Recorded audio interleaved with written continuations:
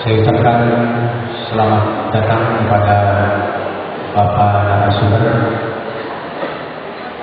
Bapak Profesor Dr. Haji Ahmad Tafsir Khan yang telah berkenan hadir pada kesempatan ini.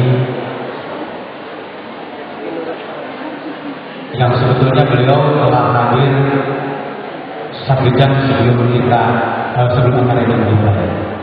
Beliau sejak jam 6 pagi tadi sudah berada di kampus kita. Jadi kita sungguh berbangga hati karena Bapak Profesor sudah berada dengan kita sejak awal. Selanjutnya tema yang akan dibawakan pada kesempatan ini adalah manusia dalam perspektif tasawuf. Untuk itu, dalam waktu 90 menit ke depan, kita akan bersama Bapak narasumber membahas hal tersebut. Selanjutnya, kesempatan yang seluas-luasnya kepada Bapak narasumber disilakan. Assalamualaikum warahmatullahi wabarakatuh.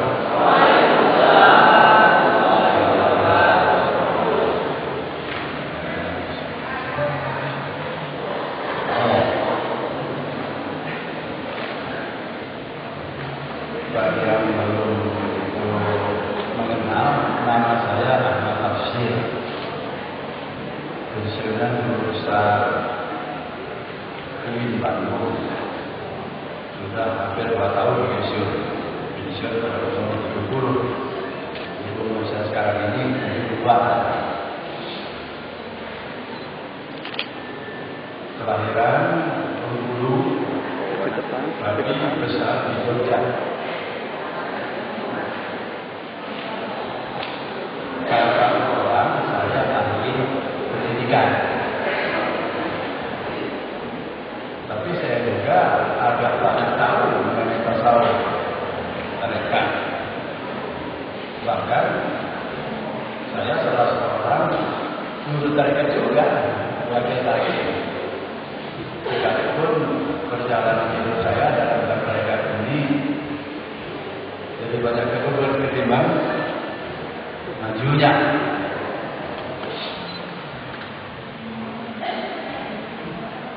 Di institut ini saya masih punya catatan,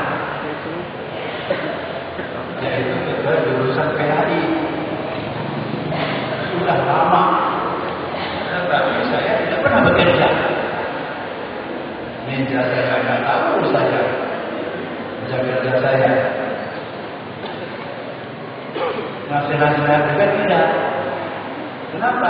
Karena memang saya lihat dari jauh, memang sudah berjalan bagus jurusan PAI itu karena ya sudah relatif mapan. Saya memang salah seorang orang-orang penting juga di sini, karena salah seorang pendiri institut. Banyak rombongan pendiri itu yang sudah mendahului saya. Saya akan menyusul mereka kapan-kapan. Dan sudah siap saya. Kapanpun, dimanapun, oleh apapun, siap mesti. Insya Allah. Kapanpun, dimanapun, oleh apapun, siap. Maka kalau tidak begitu, kan menurut dia kalau dia terus.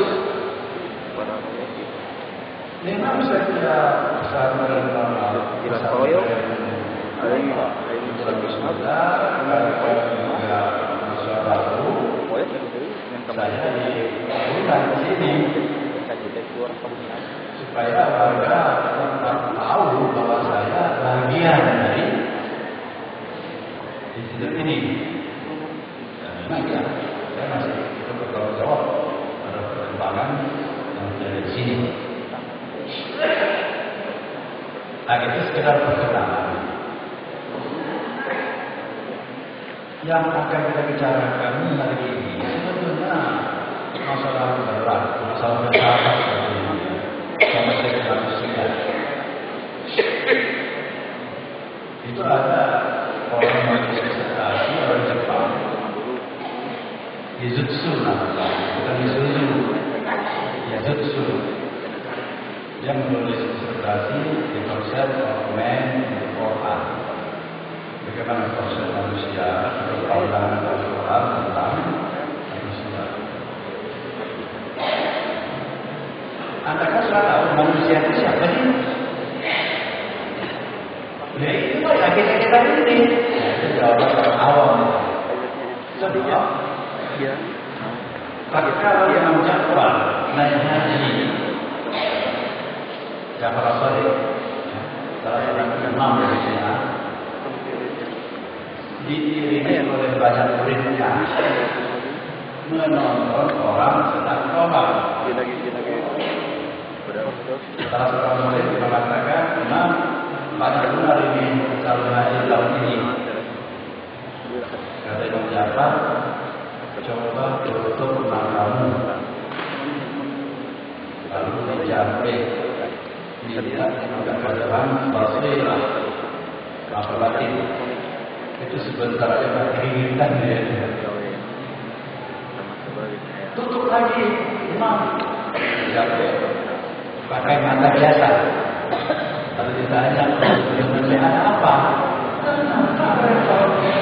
Yang manusia itu yang berapa orang saja yang tahu itu. Ada yang mula, ada yang macan, yang tahu itu. Yang manusia apa? Ini beberapa orang saja. Kata Imam, itu pun yang sedikit itu belum tentu bagus. Sehingga kalau ada tujuh akor, jumlahnya 66, 12 orang, itu manusia semua kan? Menurut angka kita, manusia. Tapi kenapa dia mencuri? Nah, itu boleh cerita. Kenapa dia banyak kelompok mereka? Kenapa dia merampas milik penumpang? Boleh kita curiga? Jangan-jangan ini bukan manusia. Nah, begitu persoalannya. Ternyata sepanjang sejarah, memang manusia itu hidup. Oleh karena itu, memang cukup perlu kita mengetahui bagaimana pandangan tentang manusia. Ada beberapa pandangan ini kalau tidak salah itu akan terlalu saja. Kita singkat saja. Pertama, paham sekuler, paham nasional.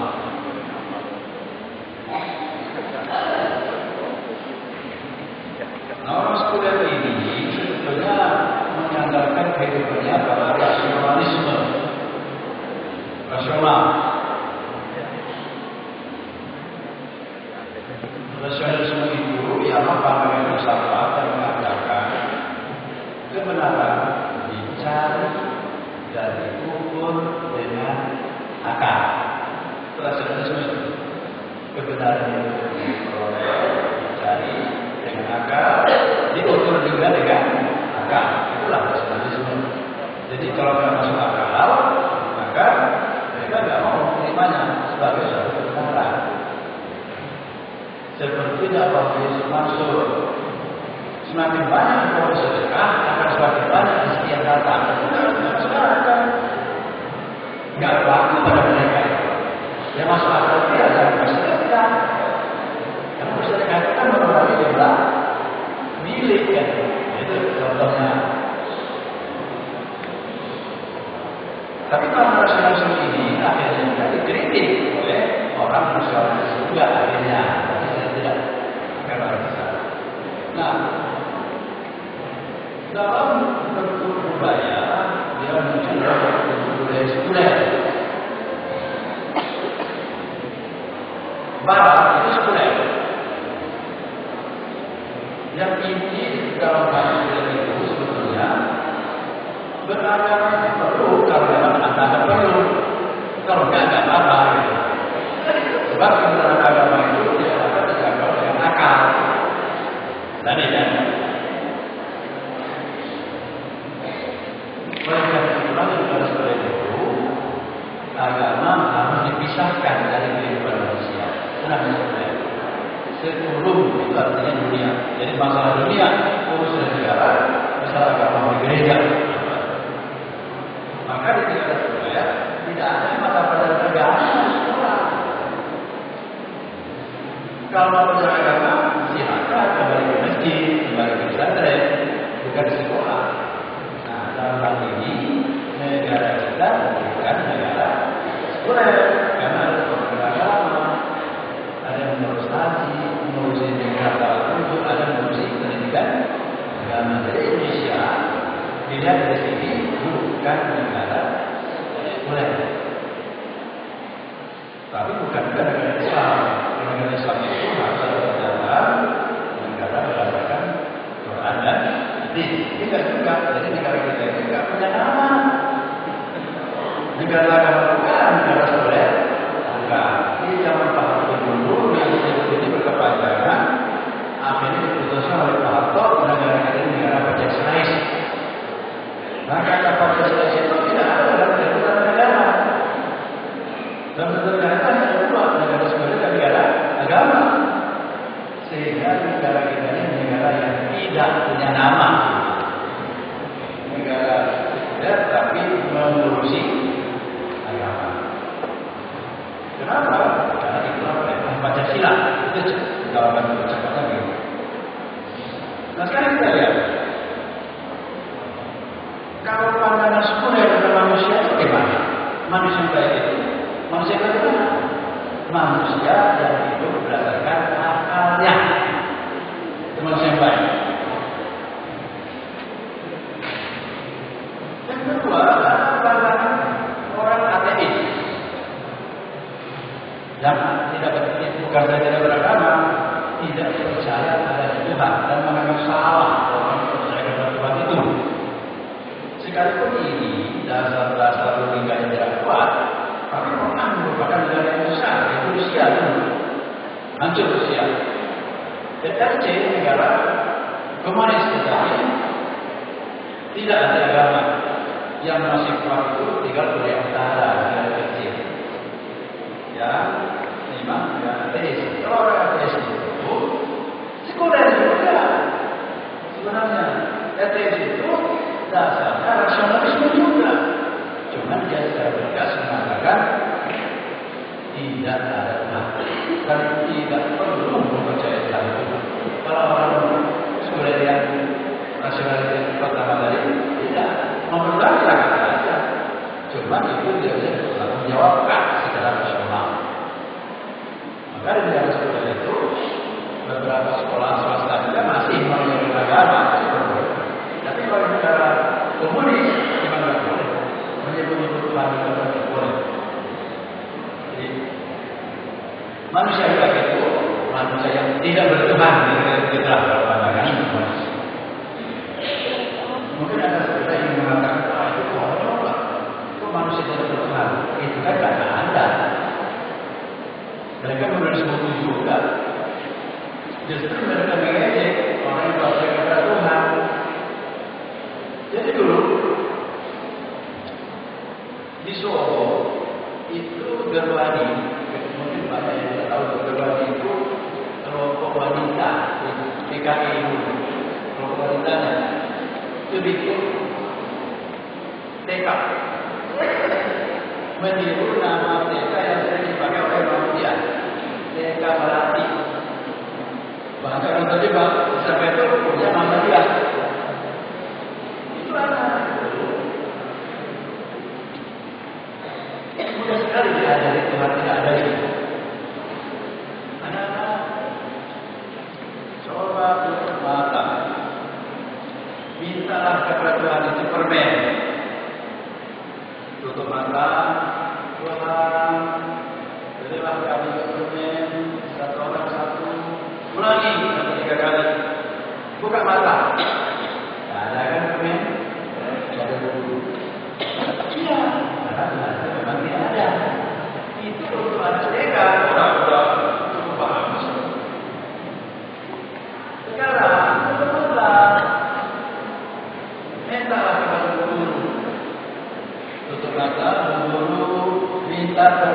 setiap orang satu, guru masih permen dengan mereka. Bukan kata, bukan kan? Jadi yang ada itu guru, Tuhan tidak ada. Mudah sekali. Bahkan sebenarnya dilihat dari pendidikan lebih mudah mengajar orang ateis ketimbang mengajar orang untuk ateis. Kecuali di kalangan perguruan tinggi. Kalau perguruan tinggi itu tidak lagi berlaku kayak dari TK, SD itu mudah sekali. Nah, maka akhirnya usia yang mereka berlakukan itu ya tokoh-tokoh ateis itu anak muda ini yang mudah dicoba. Nah, kalau para ateis ini manusia yang hebat itu ialah manusia yang berjuang dengan kekuatannya sendiri dan atau bekerjasama yang namanya tidak meninggalkan Tuhan atau dewa atau jurik untuk bahasa-bahasa yang tidak faktual. Itulah manusia yang baik. Kalau orang sekolah baik, kan manusia yang baik itu ya mempercayai akalnya. Kalau orang baik mempercayai akalnya dan tidak berubah. Nah, kalau pandangan tasawuf, nah ini bagaimana manusia yang baik itu?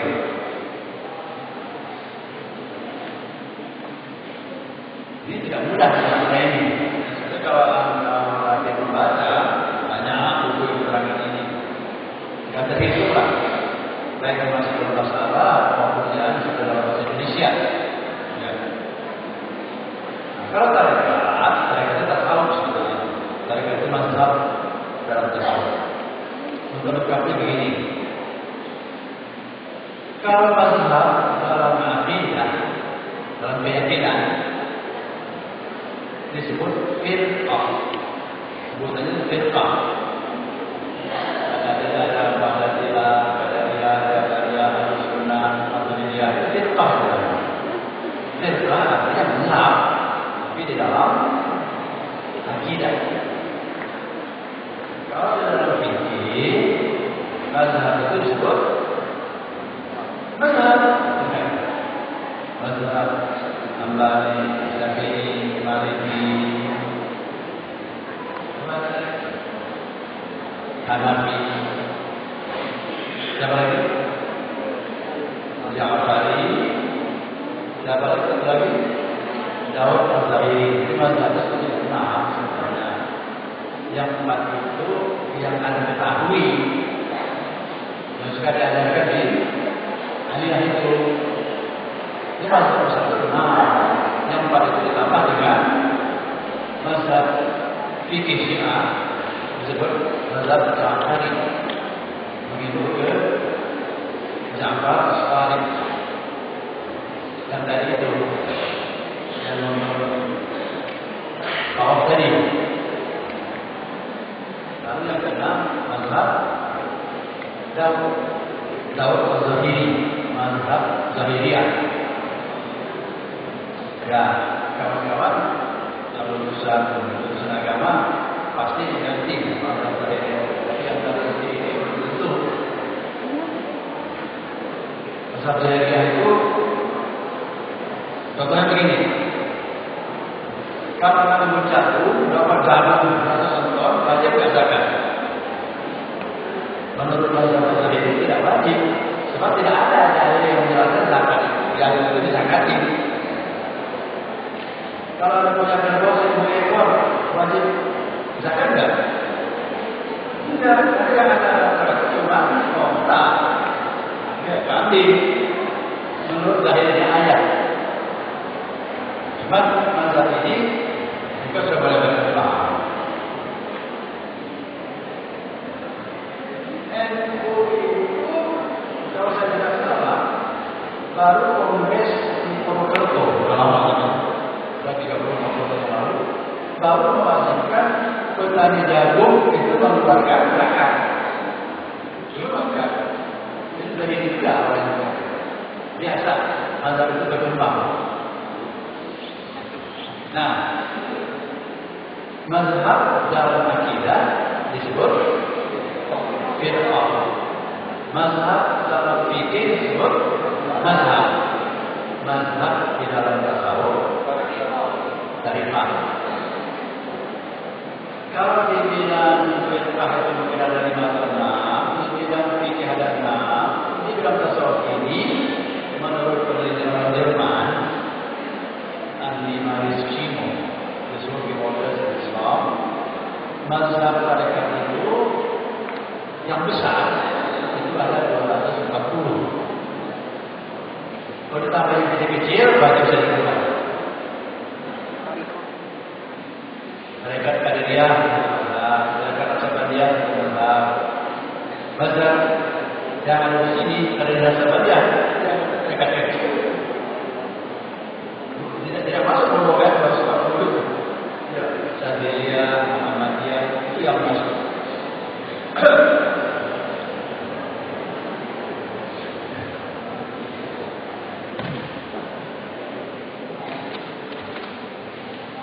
Di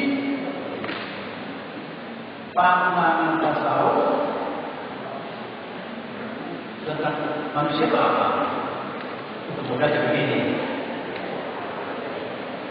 Orang sufi itu inginnya manusia itu jadi apa? Jadi kayak apa? Jelas, orang sufi itu gak setuju ya manusia itu cukup berpegang pada nasionalis, nasional enggak, terima itu. Dia punya pandangan sendiri. Orang sufi. Ya kalau kata begini, menurut tasawuf manusia itu harus jadi sufi, gitu kasarnya. Jadi anak lulusan institut ini harus semuanya jadi sufi. Lalu mudahnya saya mulai ini. Ciri-ciri orang jadi sufi itu apa? Nah, dalam buku banyak, tapi yang dari saya lebih mudah dipahami. Orang jadi sufi itu satu, hobi mengerjakan yang wajib,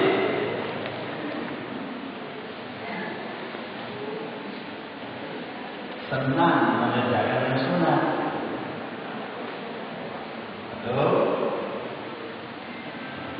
Hobi mengerjakan yang wajib, senang mengerjakan yang sunnah.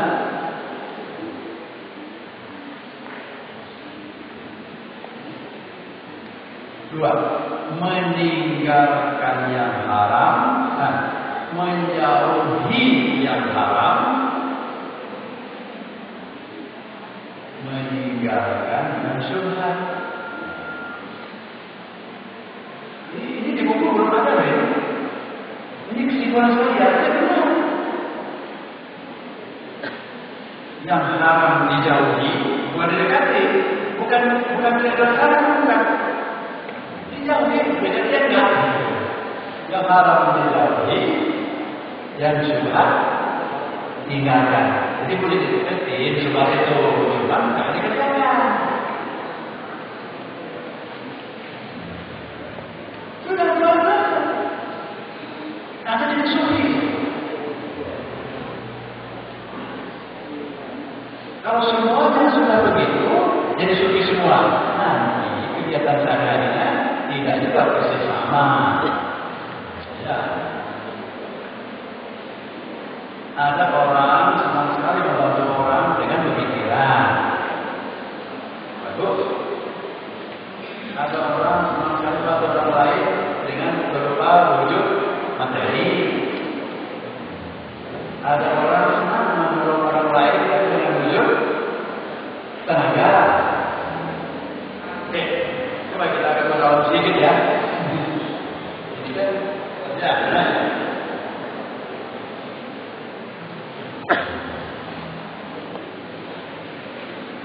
orang laki-laki itu kan setiap jemaat kan dengan berkhutbah.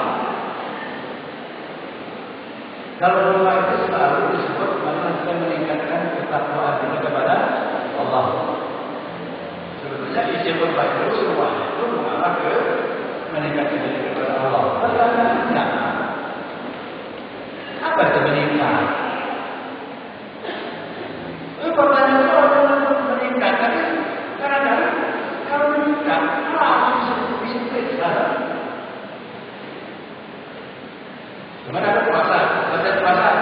nggak takwanya? Gimana dari sana?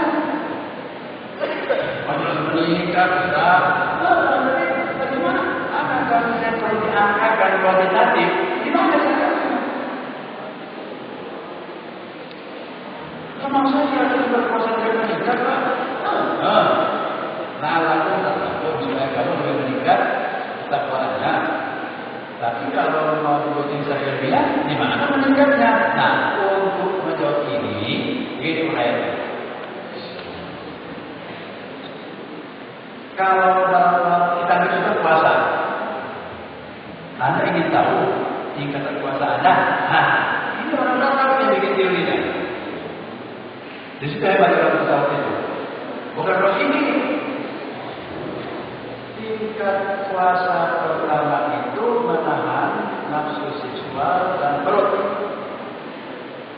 Sah puasanya sah, tapi tingkat paling rendah itu tidak makan dan tidak memenuhi permintaan seksual. Ini siang Ramadan. Itu gampang, Pak, memang gampang. Tapi pengaruhnya kepada Anda tidak ada. Bukan puasa yang ini yang menghasilkan takwa yang meningkat itu. Maka para guru sufi mengatakan puasalah pada 3 tujuan. Kendalikan perut, kendalikan nafsu seksual, kendalikan panca indera. Nah, ini semua. Jangan memakan dosa, jangan mendengar yang bisa menyebabkan dosa, jangan meraba dan sebagainya yang menjadi itu. Sengaja dikendalikan. Inti puasa itu al-imsak, tahan, ditahan. Kalau ditahan, dalam sudah punya istri, suami istri ditahan, dan hiburan pada itu yang mengenai pasca indera itu pun ditahan. Puasa 3 kedua ini kalau relaksasi akan berpengaruh kepada kualitas ketakwaan. Jadi sebetulnya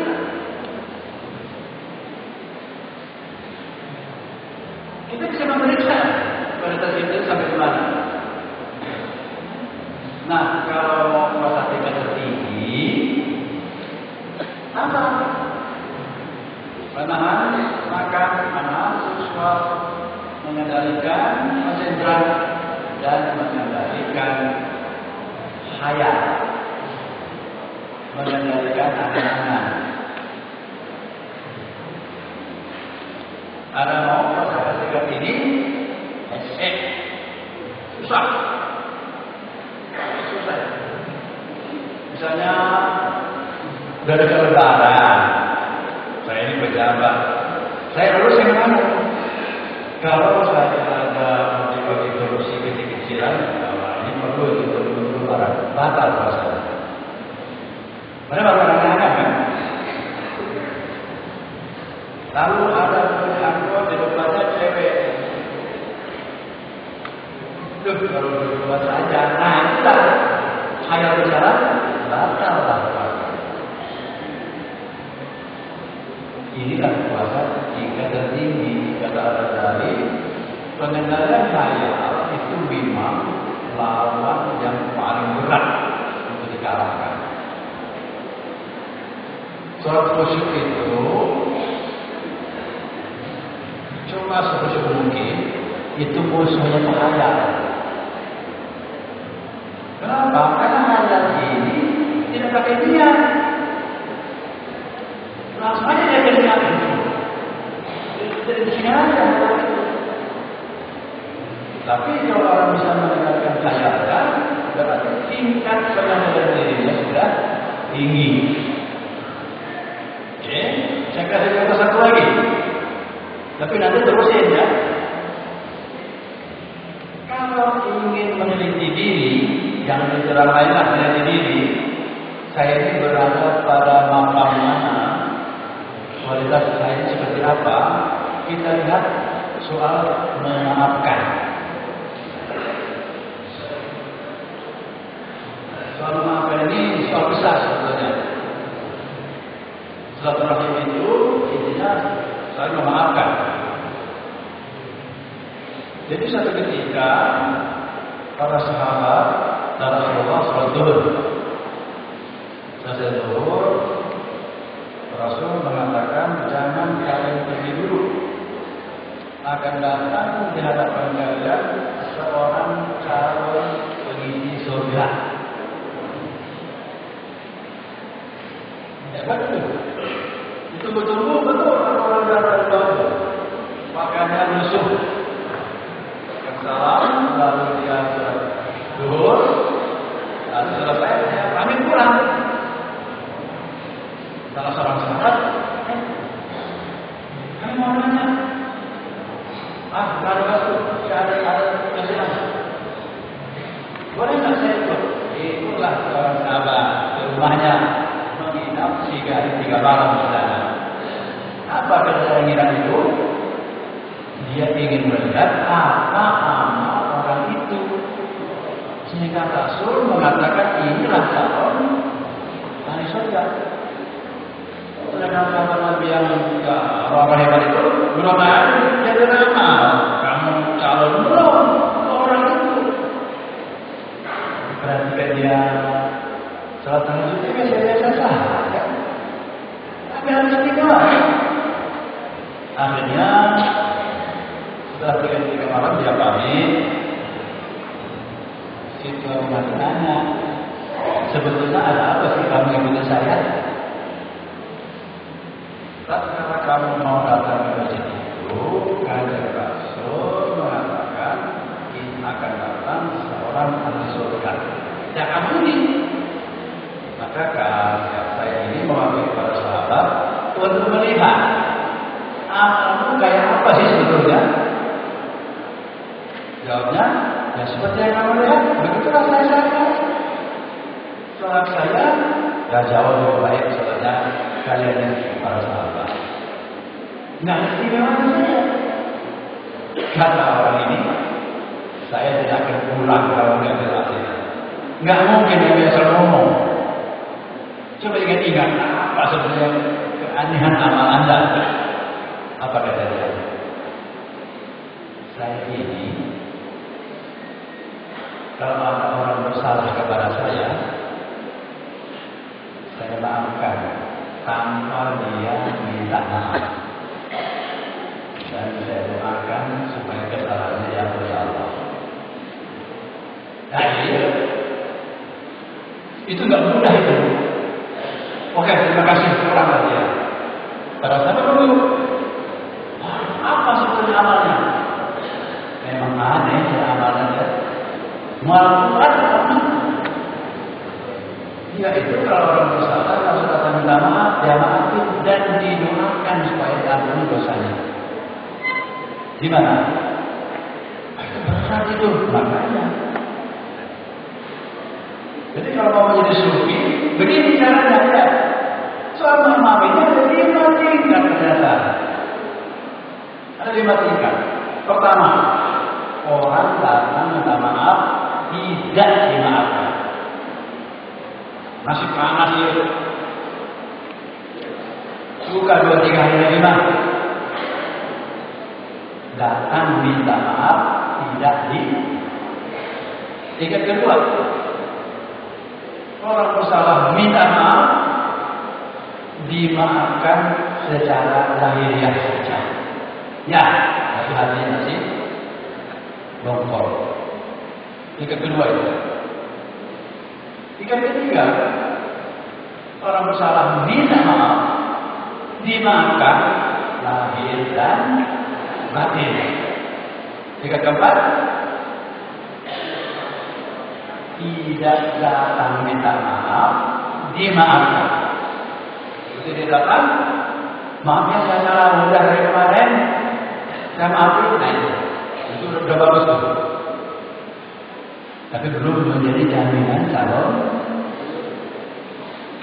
Tingkat kelima yang diambil itu tidak minta maaf dimaafkan, dan didoakan.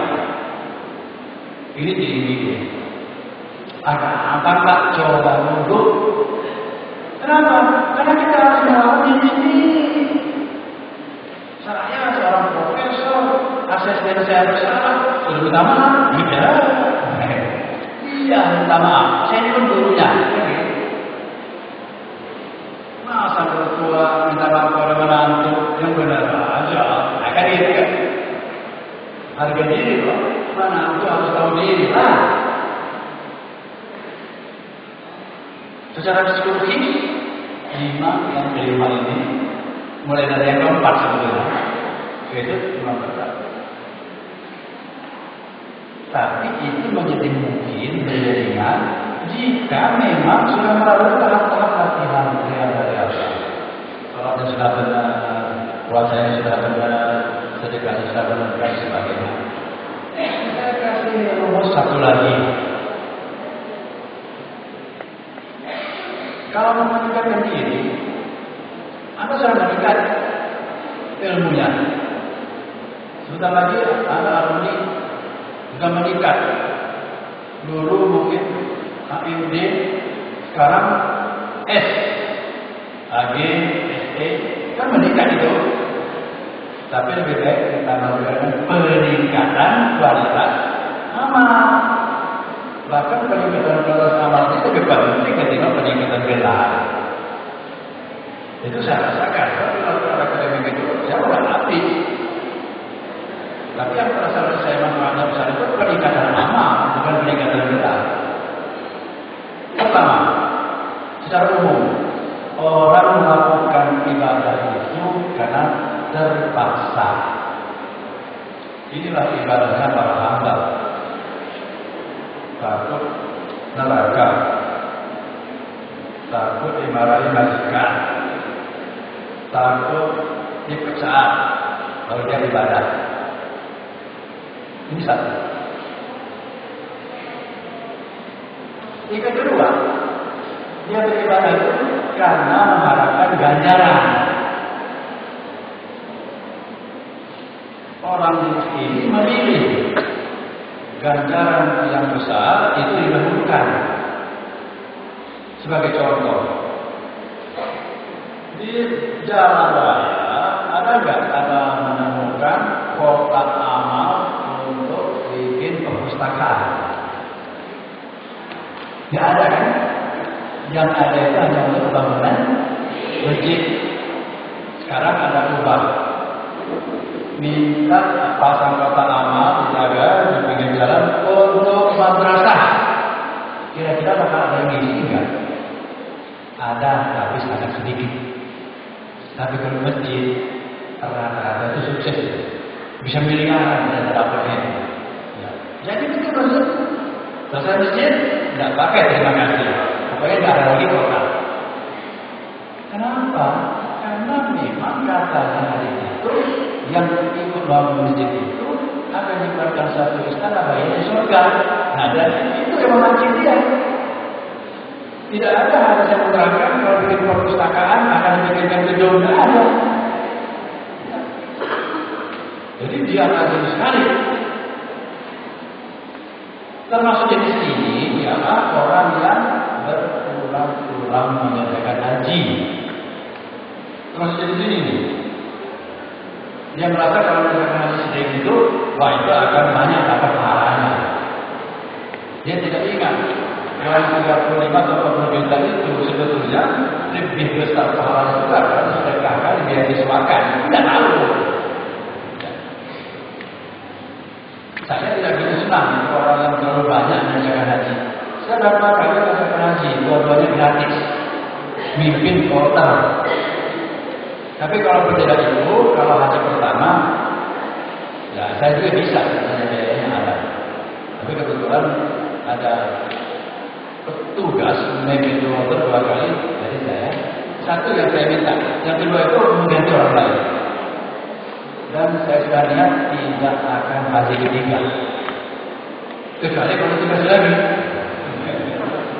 Kalau ada mengeluarkan biaya, ada objek lain yang lebih memerlukan,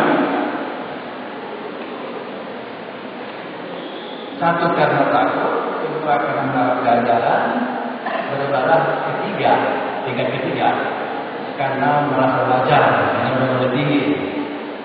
Jadi saya jujur, saya sholat, saya puasa itu bukan mengharapkan pahala, bukan takut neraka, melainkan kesadaran sendiri. Wajar saya begitu.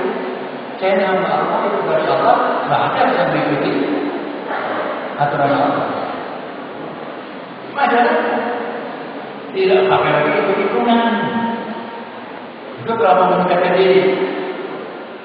Itu yang ketiga kan? Yang keempat, yang terakhir, mengerjakan sesuatu karena senang. Ini yang paling penting. Mengapa begitu sedikit bersedekah terus? Saya senang. Tidak. Kalau senang itu tidak ada diskusi. Senang aja.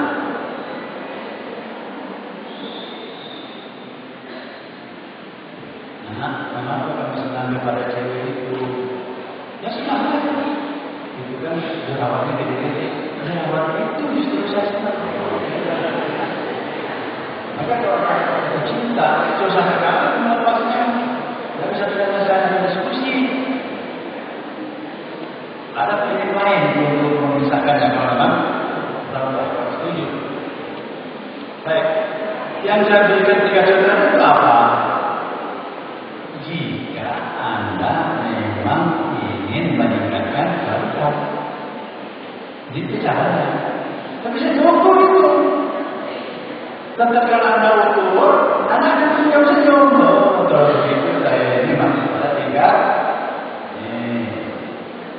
Wah lumayan nih. Berapa waktu saya sudah tingkat kedua nih. Dan cara berdakwah pun pakai cara itu supaya lebih operasional, supaya lebih nyata. Kalau ada beberapa perusahaan lalu maju tidaknya, kan ada indikator ya. Kalau saya ingin maju, kalau saya tanya maju kan maju pak, majunya di mana? Nah, pokoknya maju, jadi bisa. Sama dengan ini. Kualitas takwa kan justru harus ditingkatkan, malam yang ditingkatkan. Karena apa? Ya pokoknya meningkat ada lebih untuk lainnya dulu. Memang harus. Nah tekniknya orang sufi yang membuat teori itu. Di sufi lah kita mengenal Allah. Tingkatan kualitas. Kalau anda merasa kualitas tinggi, sadarlah sebab setan selalu menarik ke bawah supaya menurut lagi. Akhirnya hidup kita penuh perjuangan. Sudah pada 3 keempat mengeluarkan lagi. Tidak apa-apa. Yang penting kita tahu kita sedang mengeluarkan. Naik lagi. Nah, saya tambahkan sedikit lagi. Mengapa kehidupan kita itu harus mengikuti jalan Tuhan? Jadi waktu kita bicara meningkat tadi sebetulnya ukurnya selalu pelajaran agama kan? Mengapa ini tidak kepada rasional,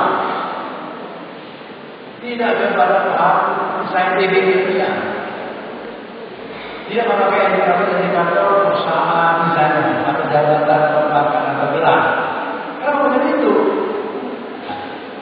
ceritanya begini. Dulu Nabi Adam dan Hawa itu di surga.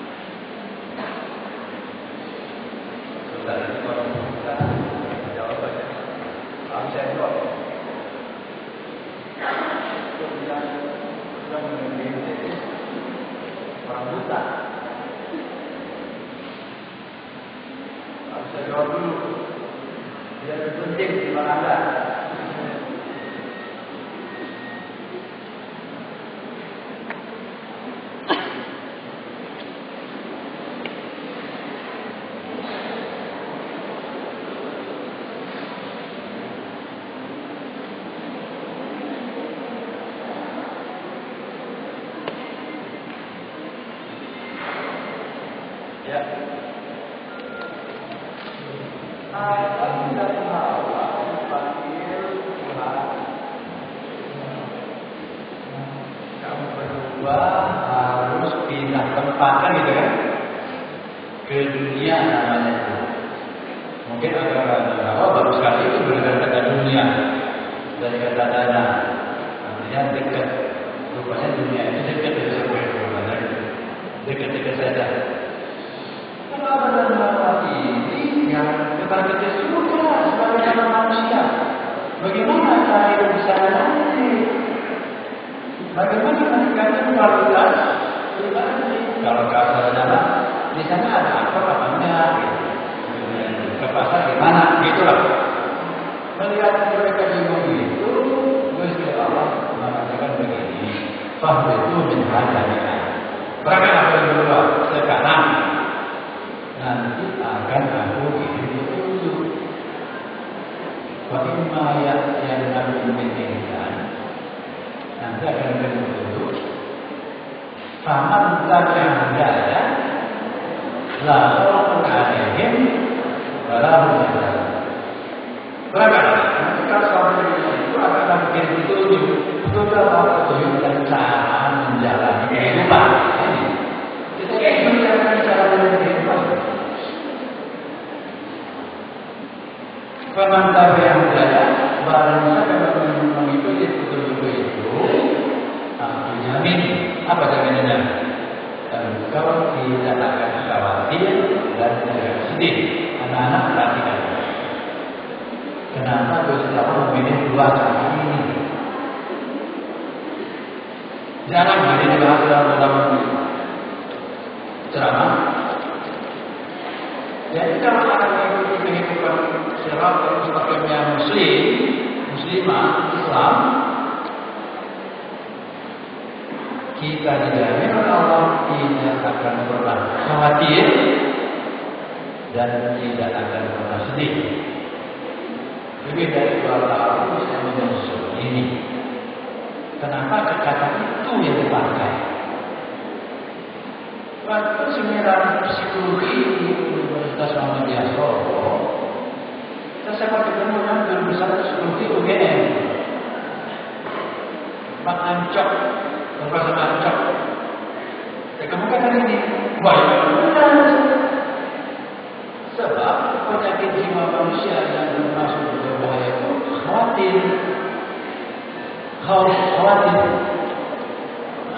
lulus, khawatir dengan suami, khawatir suaminya menjalani, wah banyak sekali khawatir. Semakin maju dunia ini ternyata semakin banyak bahan khawatir.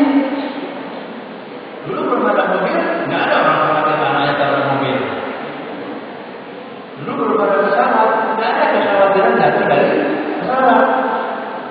Waktu di rumah ada HP, nggak ada kekhawatiran kehilangan HP. Bagaimana kalau SMS dari simpanan dibuka oleh ibu di rumah, orang khawatir. Jadi kenyataannya kehidupan kita ini semakin hari semakin banyak bahan yang dikhawatirkan. Apa masih berlaku di akan zaman ini? Kalau zaman ada mungkin karena itu tidak banyak. Belum ada pesawat, belum ada mobil, belum ada HP. Bahkan belum ada yang sibuk, kan gitu. Nanti zaman ini masih berlaku gak jaminan ini? Masih. Cuma semakin berat. Bakal bebas khawatir ini, khawatirnya begitu lain-lain. Kalau orang hidup tidak benar rasa khawatir, apa mungkin? Biasanya begitu pertanyaannya. Kenapa pertanyaannya muncul? Karena Anda sebagai dari kecil itu selalu khawatir. Kadang-kadang khawatir itu sudah jalan tua. Hati-hati nak jalan ya. Kan perlu manusia khawatir. Kalau jalan hati-hati. Banyak jajanan yang memakai pengawet. Bawa aja dari rumah. Bagaimana bilang karena kita pakai pengawet gimana? Kalau sekarang kita ada juga tidak berani.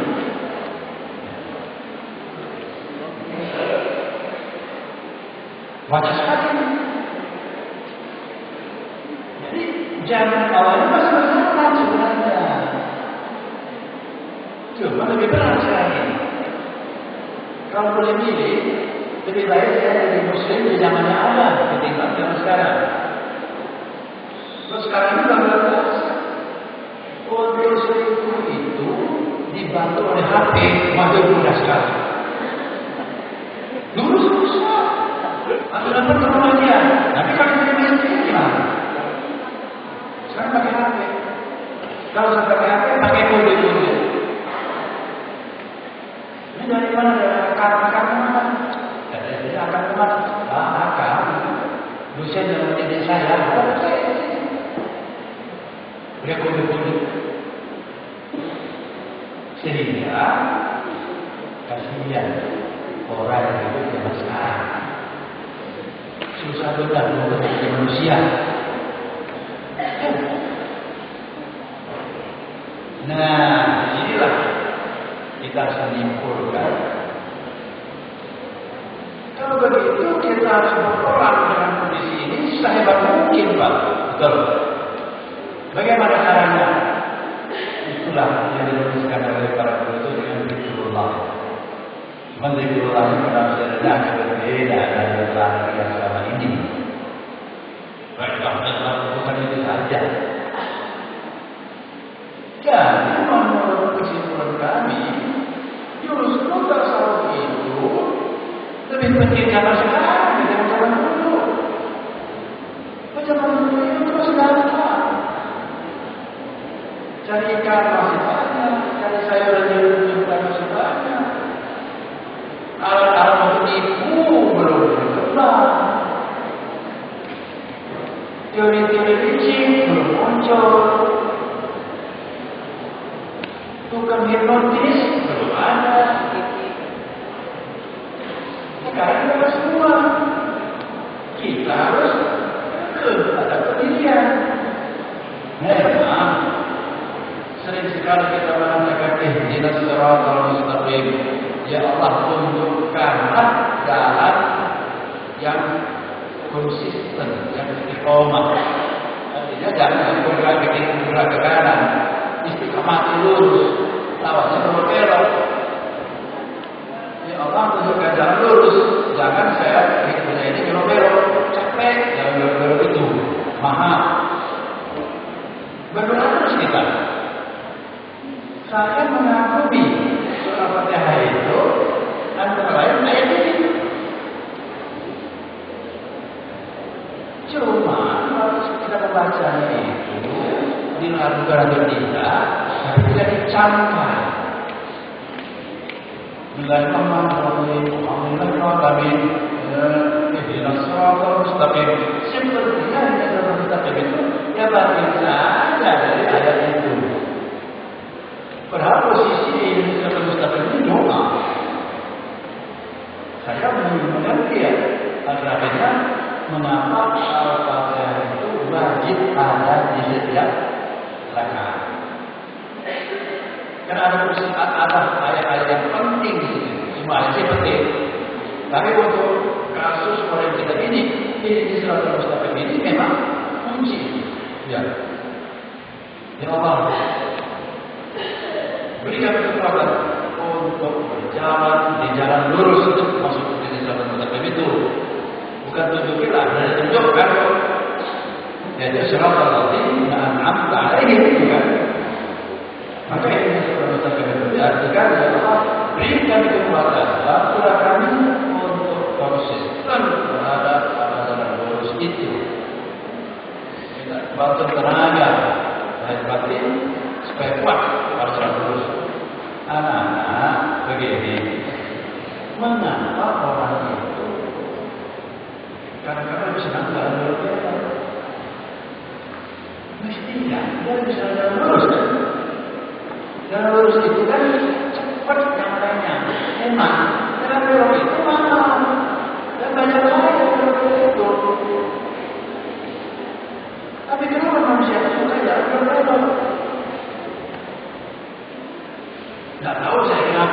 itulah kenyataannya. Kadang-kadang dia tahu, nggak usah mampir-mampir. Tapi kalau mampir juga, mampir itu belok kan. Nah disinilah guru-guru sufi menemukan yang ada adanya innan nafsa al-ammaratu bis-su'i. Karena manusia itu diciptakan membawa nafsu. Nafsu itu lebih sering mengajak kepada belok-belok ketimbang yang lurus. Lalu pertanyaan saya, Gusti, kenapa dibikin begitu? Kami ini jadi repot. Kata Gusti Allah, supaya saya tahu siapa yang benar-benar diguna, siapa yang lain. Apa engkau mengira manusia itu gampang? Kan ada ayatnya itu. Mereka harus kami uji dulu. Lulus ujian itulah yang kami pilih untuk masuk ke lingkungan para yang masuk surga. Hidup harus ada perjuangan. Kata Gusti Allah, kami sanggup menjadikan kalian itu semuanya pada sirat mustaqim. Sanggup saja, tapi tidak ada perjuangan. Yang bisa dibedakan lagi orang malas dengan orang rajin. Orang jujur, orang licin, yang bisa dibedakan lagi. Secara filsafat itu tidak mungkin. Jadi yang dibuat Gusti Allah sudah terjadi. Akhirnya apa yang terjadi? Anda bisa menyimpulkan kalau hidup ini tidak pernah selamat. Hidup ini selalu mendapat tantangan. Sekarang bagaimana? Barang siapa yang merasa bangga, merasa syukur, merasa senang mengatasi tantangan demi tantangan, itulah yang terpilih. Jadi kesulitan-kesulitan, cobaan-cobaan itu harus dihadapi. Capek Ustaz? Jangan ini kemana-mana. Iya. Tapi kalau engkau menang menghadapi satu demi satu godaan dan kau senang menang, di situ aja. Mudah sekarang